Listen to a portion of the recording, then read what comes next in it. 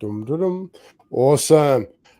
Well, welcome back to another podcast episode stream of myself having these amazing conversations with absolutely amazing people. Now, recently I was on a trip to Bhutan, which I've advertised heavily lately because of the lessons I've learned. And today I am very, very grateful to have Bruce Clarke with us. G'day, Bruce. How are you? Good, thanks, Scott. Good to be with you. Oh, look, I really appreciate you coming on. For myself, life has been a considerable journey, and I really enjoy embracing adventure. And Bhutan was an adventure. One of the best things that's come away from that adventure is the people and the hearts that I've been able to connect with. And you're one of those men. So thank you for coming on today to share a little bit of the journey. It's a pleasure. Beautiful. What took you to Bhutan? Well, I suppose what I experienced there and the reason I went there were two different things. I mean, I've had a connection with a couple of the group leaders who talked about going to Bhutan, about a new type of leadership concept, which I found interesting. The fact that there would be people like myself very much involved in kind of pro bono work or socially positive work despite their professional backgrounds.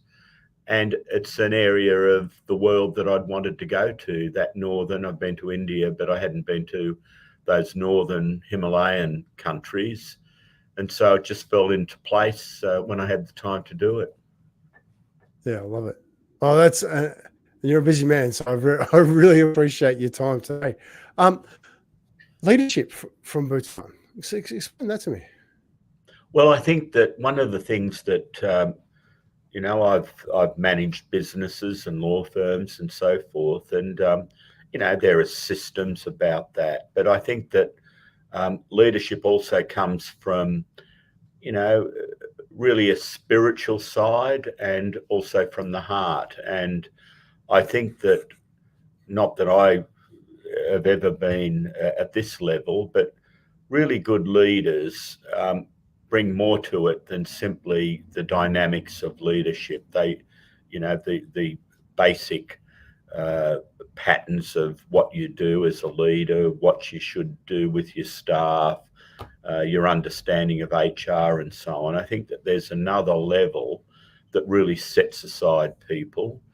And so I was interested to see, what little I'd known about Bhutan, and having spoken to people who'd worked in Bhutan over the years, it was fascinating, a new concept, and to bring that into your personal roles was something that I thought would be interesting.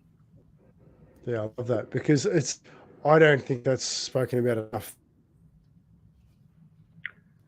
Spoken about enough. Yeah. Sorry, just dropped out there, but that's all right. It's the internet. That's what happens. Right there. Leadership with heart and spirit. That's not a normal concept. Well, I had that, yes, years and years ago. There was by accident, I wanted to go to, again, a very similar story to Bhutan. I wanted to go to Machu Picchu in Peru, and there was a group of people that I had never met before. They're mainly Americans, but there was a leader there who was reasonably well known, or was. He died a couple of years ago, Wayne Dyer, who was a well-known writer, brought in spiritual elements in his writing, a good friend of Deepak Chopra. And I had time with him, and, it stuck in my mind because he was a lovely fellow, and it was an interesting group of people. And I learnt a lot from it, and you learn from looking at role models, and he certainly was that, in bringing, a lot of heart and spirituality, into group meetings and to lifting people by going to other parts of your body that you really hadn't. We can be too superficial about our experiences and about finding joy, and it can be difficult, but then enlightening to go deeper into yourself. And whether it's meditation or those people who have particular religious views or whatever, there's something more than just day to day operating as a human robot. Yeah, I definitely agree with that. Now, Wayne Dyer is a phenomenal human being, and if you take just listen to him, it would be extraordinary. Well, it was an extraordinary time. I didn't really, well, I'd read about him. I had friends who'd given me books and so on, but he was there with his former wife, and I remember just sitting with him. We stayed at a hotel right up at Machu Picchu, and it was great because it's difficult to get into, but it means that when the tourists disappear, you're just sitting right up there and can wander around. And I just had this wonderful time just with him, sitting, talking about intuition and talking about what was important in life. And, he brought to me some interesting little snippets of, how we are ordinary people, that he always lost the keys in the morning and be running around and couldn't find his keys. And his children would say, Dad, if they heard you swearing that way, they'd no longer think of you as a guru. Never forgot that. Just humanized a person who had, a wonderful understanding. Yeah, and I think we forget that a lot, that we are all human, and that we all have opportunities and flaws. Yeah, and I think also, Scott, one of the things, I've been fortunate in meeting some really beautiful people and well-known people, through coincidences. And, I'll just pick one person, David Attenborough. I just had time by complete accident in Paris some years ago with him at a art presentation. So I spent a couple of days with him, and you realise that a person at that level, what still sets them apart is their interest in people. If he was talking to you, you were the only thing in the universe, and he'd be bringing a childlike curiosity in what a nobody, like I thought I would be, compared with him, certainly. And, the deep interest in other people. And, instead of putting these people up on pedestals, you just got to understand that they bring all the best that's in yourself out, and they just show you what it can be to be a good human being. Yeah, and I love this because we've got a really big focus on TED, not Ting. So be interested, not interesting. And that for us is such a poignant way to connect with somebody so that we can have the conversations that we actually need to have. So that's some liquid gold right there. I'm quite easily head down rabbit warren with you and talk to you for a long time about a lot of different things. I do want to divert back to Bhutan because we've got a short amount of time, and it was a life-changing experience for me. Like, I was already on a path of growth, and I thought I was strong, but what it brought up for me was extraordinary. And before I dive into that, what was your biggest takeaways from Bhutan?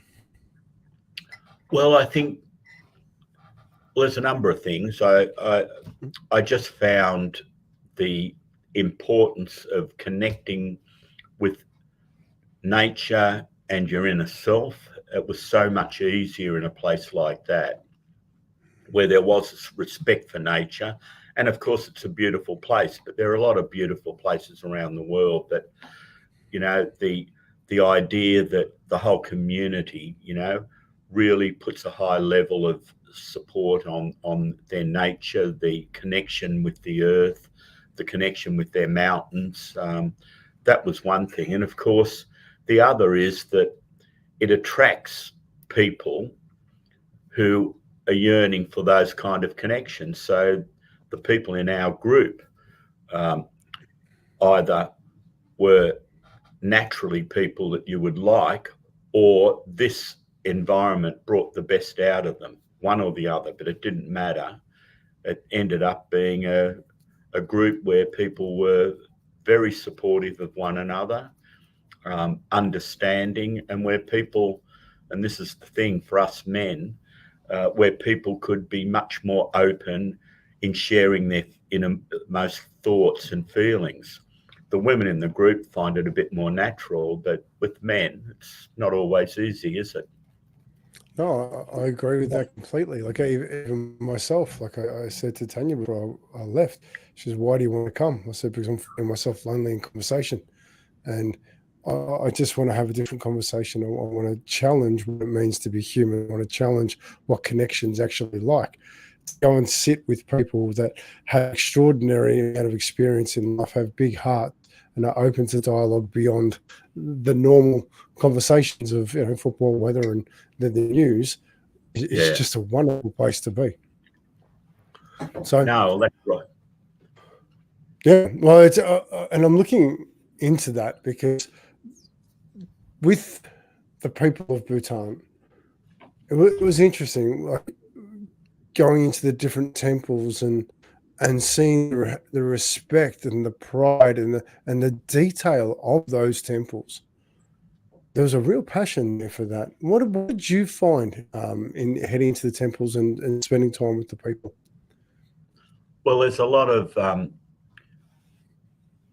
think that the attention to the detail and preservation of, those temples, it just showed the commitment and the love that the people had for, the religious strain in their life, the respectfulness, and the way they respected the temples also was reflected in the way that, from my observation, they tended to respect other people. That it set the agenda for respect and appreciation. Now, we only had a little bit of a snapshot of the local people, but so much as I had, I thought that you couldn't have got a warmer, friendlier group of people and a more helpful group of people. And I tie that into the whole culture of the place, and that gets back to the importance of their temples and the Buddhist religion there. Yeah, that stood out to me a lot, actually. The fact that, like, in today's society, and I have no hold over different faiths or anything, but because everybody was Buddhist, it did make it a lot easier to have, like, this is our culture, this is what we uphold, this is our values. So that was very prominent to me. With, I'm going to diverse a little bit. The Global National Happiness Centre. Now, that's not a conversation that we have every day, and the country focuses on happiness, and we got to see some of that. It was showcased by Socky, by Brain Kick In, who ran the show doing all the meditations. I could picture her. Julia. Yeah, and how they think about people and what they want to provide for people. That was impressive to me. How did you find that? 33 different points of happiness that they were looking for, and how did you find that? Well, I agree that they really had a connection with people. And I think that when you talk about Julia, that when you think where she came from, I mean, her background was in medicine. I mean, she developed from a caring profession into developing and seeing what was happening in Bhutan from her time when she visited the United Nations and heard, I think, the Prime Minister talking about the whole concept of gross national happiness. And she brought that, that warm ability to help people into an intellectual concept as well. And I think that that's what a number of the people were doing, that they were, their natural desire to care for people, to support people, was also given a link to a strong intellectual basis. And as you might recall, the presentation that Julia did, it really showed that the idea of gross national happiness wasn't some loopy concept, but something that had been, discussed as long ago as I think was it Jack or Robert Kennedy, back in the 60s, that economics can provide support and the needs of people, but you need to to regard that as the be all and end all is the wrong way to go. And so there then became a strong line of ideas about what would be better than simply working out how many cans of Coca-Cola a country produces. There's a lot more to the economic side, which means, providing things that people need, their food, clothing, accommodation, and to combine it with a way in which they actually get the benefits of a happy society. So, yeah, I found that very, very interesting, that places like Bhutan, and you speak to people about gross national happiness as some kind of loopy hippie concept, but it's far from it. Yeah, I really enjoy seeing the detail that they go to actually ensure their country is the happiest country in the world. The protection they put around it with visas only allowing X amount of tourists in every year, advertising, restricting advertising so that their people don't feel insignificant. No the detail they put in, no billboards. What a massive thing. They're not selling anything to their people. They're ensuring their happiness is their priority. And that's, I took so much away from that myself in the community work that I do. And it's now ask better questions because I sat and watched that presentation from Julia. What is it that I actually want to project? What are the things that I'm actually selling? What's the impact of the things that I'm selling? What's my message going to be to others? And that for me is it's a beautiful thing. Well, one of the things that's interesting, and I'm just trying to remember if I've got a note about it. I met a person on the plane coming back who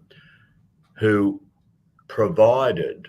You might note that there were all these fire extinguishers and things at the tiger's nest, and all this safety equipment. This was the man who provided that for all the temples, and he was actually a cousin of the woman Suki. Turned out he was her cousin, and he owns a massive company doing plant equipment, large plant equipment. And he was telling me about the big development in southern Bhutan, a whole city that is being developed as we speak, which is applying the kind of principles that they've talked about, that they're going to have accommodation. It's going to be a high tech. It's already under construction. I never knew about it. Embodying all that we're hearing about gross national happiness. And his company is one that is doing a lot of the basic infrastructure work. They probably need a couple of steel fixers over there to help them, Scott. I can send a few boys out with that. But the thing I love hearing about that is they don't talk about it. They do it. Yeah. They don't talk about gross national happiness. We're doing it. They're living it. That for me, 100% in everything they do. And that, just hearing that excites me. Like, I'm going back next year. I'm running a tour. Well, go and find out where this city is. I'm told I didn't know about it, but it's going to be a city of some hundreds of thousands of people, and it will be developed to get a lot of the expatriates back. One of the big problems in Bhutan is the lack of work. So that, as you might recall, they said that something like 10% or more of the population of Bhutan live in Australia. They're young people who've come for education, who would like to go back, but they've got to have the jobs for them, and this is one of the concepts. But that's what I love. They're looking at things not just, okay, we've got our people out of the country, they won't come back. They're not burying their head in the sand. They're going, well, what is it we need to provide for them to come back? What is it we need to build in order to create job safety, community, and family adventures for them? And that's the foresight of the country is extraordinary. For a country of only 700,000, it's just wonderful. So, well, and it will set a model for other places, like we go into Western, to the inland parts of Australia, Western New South Wales, and the cities that used to be, some of the biggest, like town of Burke, which back in the late 1880s was the biggest inland port in the world, bigger than anything on the Mississippi. Now it barely supports 2 pubs. And the people, have got nothing to offer their young people to bring them back. And so the idea that we're hearing from Bhutan, can be a model for, ensuring that we have that ability to create communities or to recreate communities. One of the things that struck me about Bhutan, which I just love, I am fed up with large cities. I've done a lot of traveling around the world. You have too, I know, Scott. And it was interesting. It's interesting to see all the well-known major cities, but they're not a great place to be. It's not a great place to establish the kind of communities that you can get in smaller places like Thimphu and so on in Bhutan, or our smaller regional cities in Australia or New Zealand or elsewhere. Very different. There is huge value in community. I was lucky enough to spend time in a village with 23 houses. Now, you'd think 23 houses would only have, 46 to 50 people. There were 3 generations living in these houses, and they still had grain storage as one of the major sources of trading. And to have 3 generations live in their houses to create a village of support for one another. I sat on the floor eating food, and it was such a humble experience to be there and be a part of that community, which they were thriving because they were supporting one another. And I think there's a lot for that, especially for our well-being. At the moment, I've got a big push to celebrate men after being at the Phallus Festival and going to see the Divine Madman Temple. Oh, yeah. My hero, the Divine Madman. Yeah, good is he?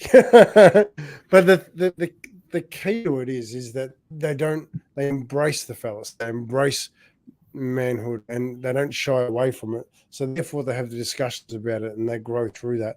If the world's happiest country is the Phallus and making it part of a conversation, maybe we should look at that too. So I'm going to try that and see how we go.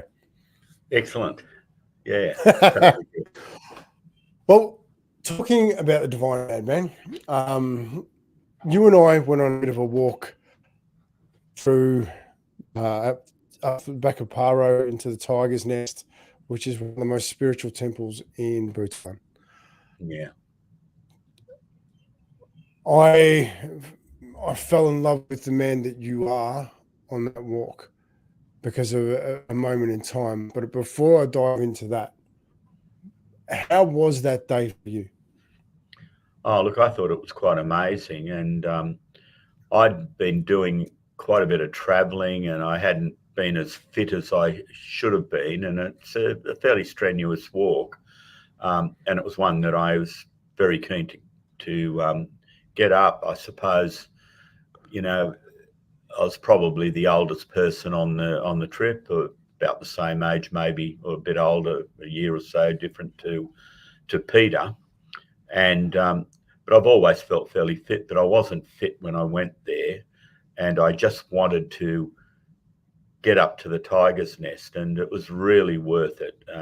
It was really worth it, and just to have that meditative time going up and down. I mean, it was more than 3 hours trotting up, and a lot of time just to dwell on what you saw and to think and to imagine, and particularly to imagine how people that were so committed to build such an amazing set of buildings high up in the mountains. There's a lot to give thought to about people and their commitment and their appreciation of that beautiful location.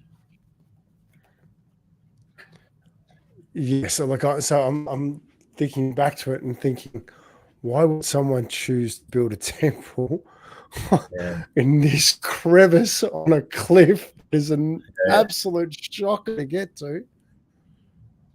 But like anything in life, it's the toughest things we do that give us the best opportunities. It's the toughest things we get through that give us the opportunities to grow.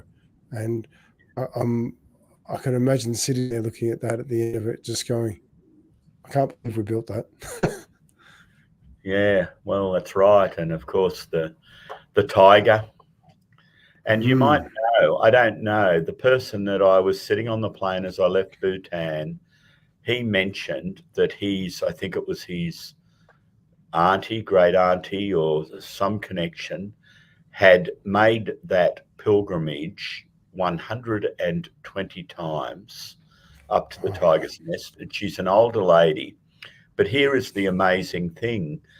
I think it was last year she went up there, and she had a little mobile phone, and guess what she saw up there at the tiger's nest? A tiger. She filmed it. It went viral on Bhutan TV, apparently.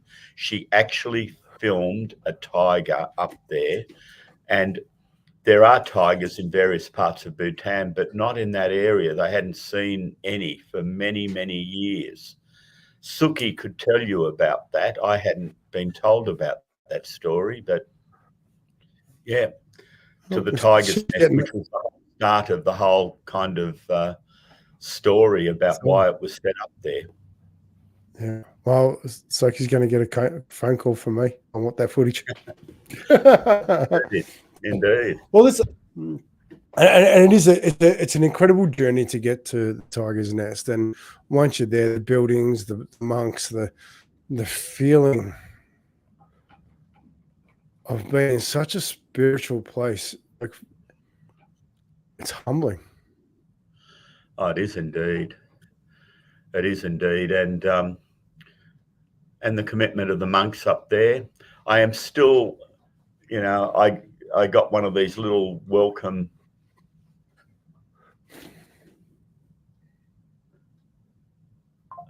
which is in the colours of Bhutan when we first arrived in Bhutan. And this is what I had.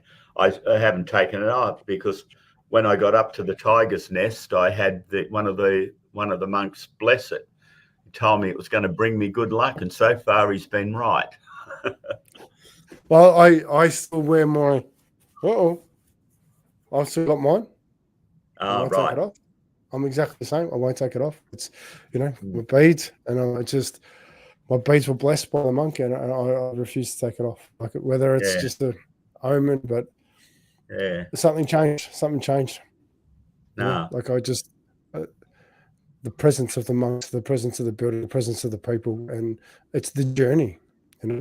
So, but I do want to talk about our walk back down, because this was a magical moment. Like, we spent a bit of time together, got to know each other a little bit, but walking back down from the tiger's nest was just an opportunity for you and I to spend some time together. And there was a moment for me that I just want every man to hear. I want every man to hear the next part. I asked you what your proudest moment was. What? No, sorry. Yeah, I asked you what your proudest moment in life was.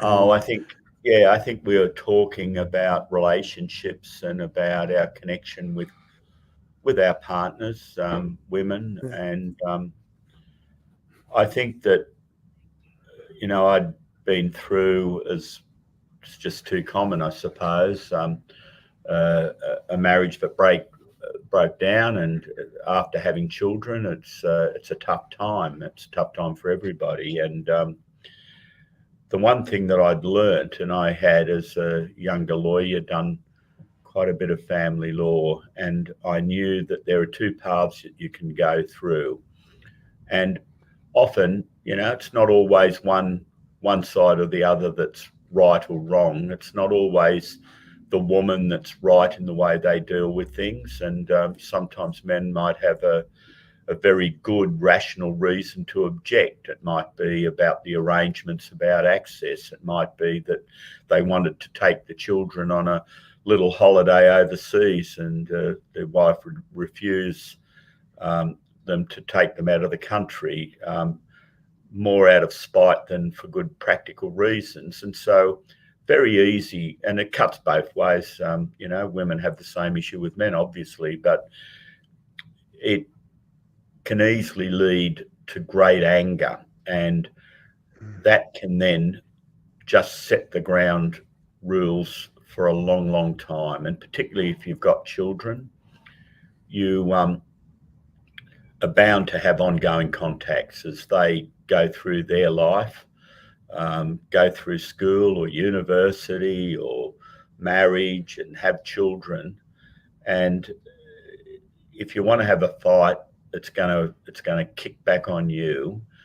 And if you sometimes learn to bite your lip and just accept it, have your peace, but accept it, looking to the longer term, things work out. And it struck me a long time ago that no matter how things go, a couple wouldn't be together or shouldn't be together for any length of time unless there was a genuine love between them.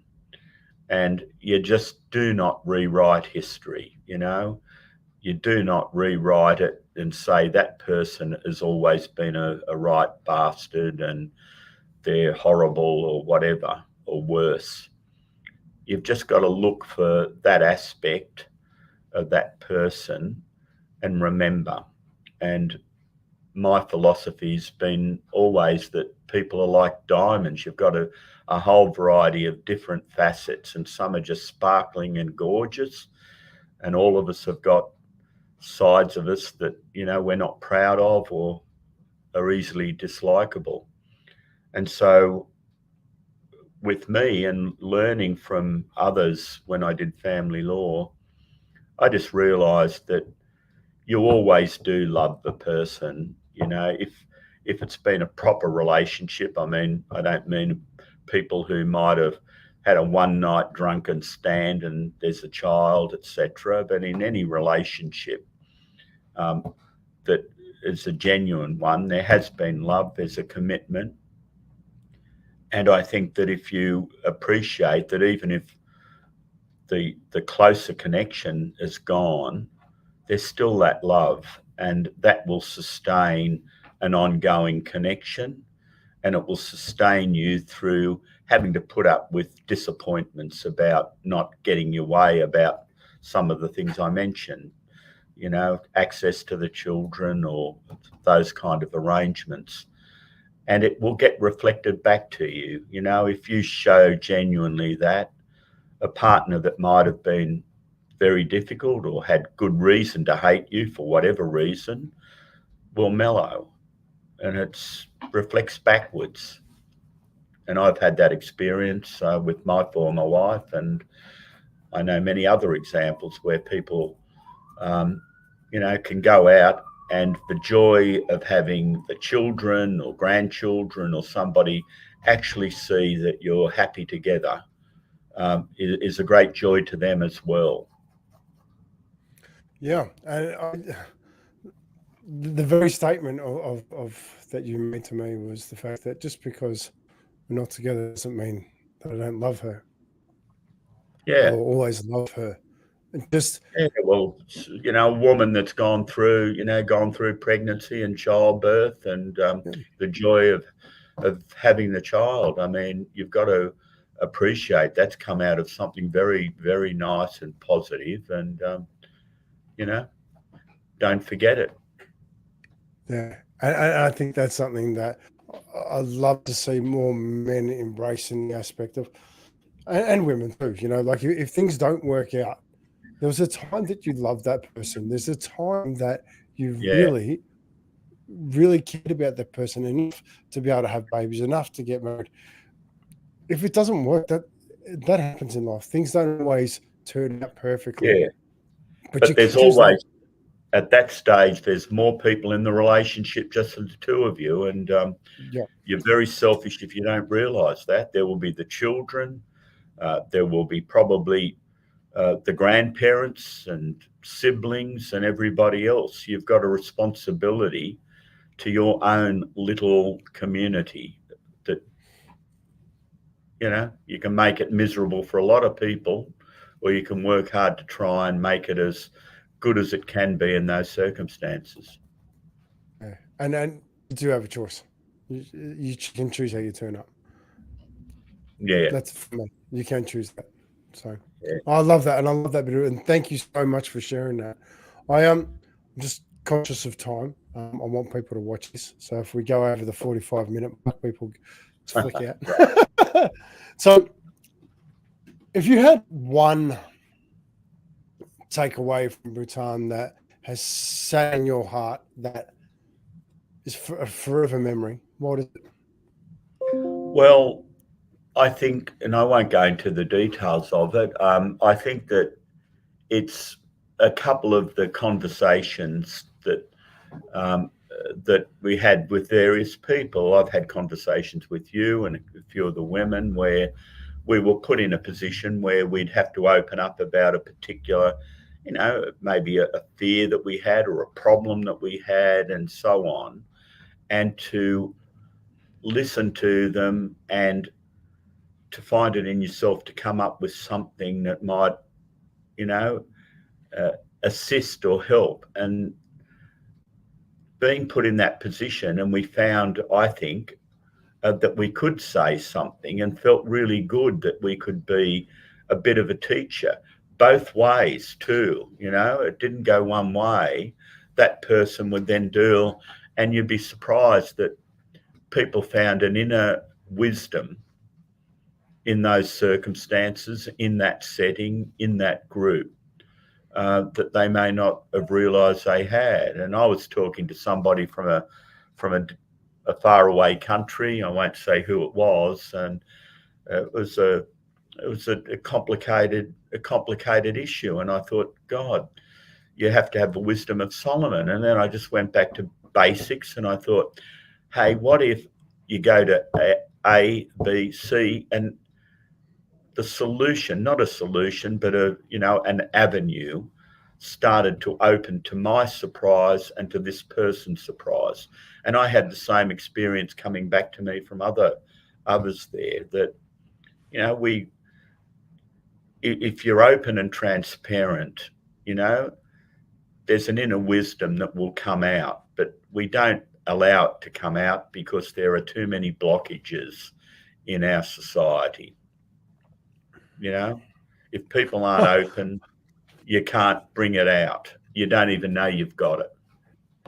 And I think that's the magic. I think that the things you hit there is you got to be an open heart. You got to be in the right environment, and you've got to be with like-minded people. It's just Yep, that creates a safety that allows you to explore you and to be honest about the internal voice that you hear. That exactly. is something. That is something that I absolutely treasured about this trip. Like Yeah, so often you can't see what's going on in life because you're in your life. Only when you step out, you get the opportunity to actually play around with the things that are really occupying your thoughts, but you need to get away from everything. And I think that's what this extraordinary adventure, and I have to say it's an extraordinary adventure because, yeah, I'm forever grateful I was there. I was there by chance, and I took away a lot of hearts because of it. So, and you added so much. You added so much, Scott. You added so much to everybody else, and you seem to be in the right spot for people. When a woman had an accident, you were the one there, first on the spot. You're aware. You had an awareness of the other people, and that was a good message for everybody.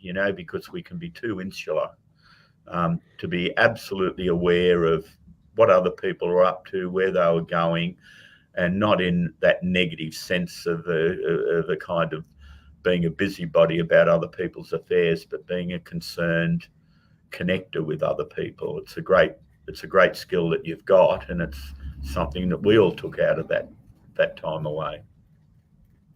I'm very humbled by that, Bruce. Thank you. I love people. It's a fact. Yeah. Thank you. I absolutely love people. There's so much magic when we take the time to really learn one another, and that's, yeah. I'm humbled by that. Thank you, Bruce. So, you shouldn't be. It's your nature. I appreciate it. That is the roughly 40-minute mark. I want to say with all my heart, I really appreciate you. I had to go all the way to Bhutan to meet you, but I'm so grateful that I have. Thank you so much for being a part of my life and sharing a journey with me that took me deeper into my own heart. I appreciate you.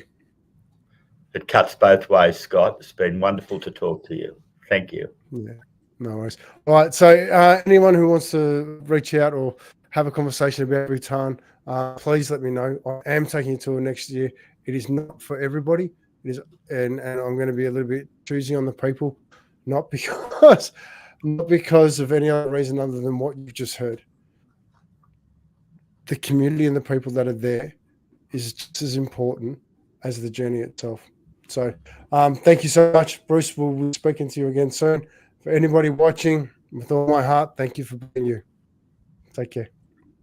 Hang on, I gotta find that button now, Bruce. Hang on a sec. Somewhere here there's a button that ends the stream.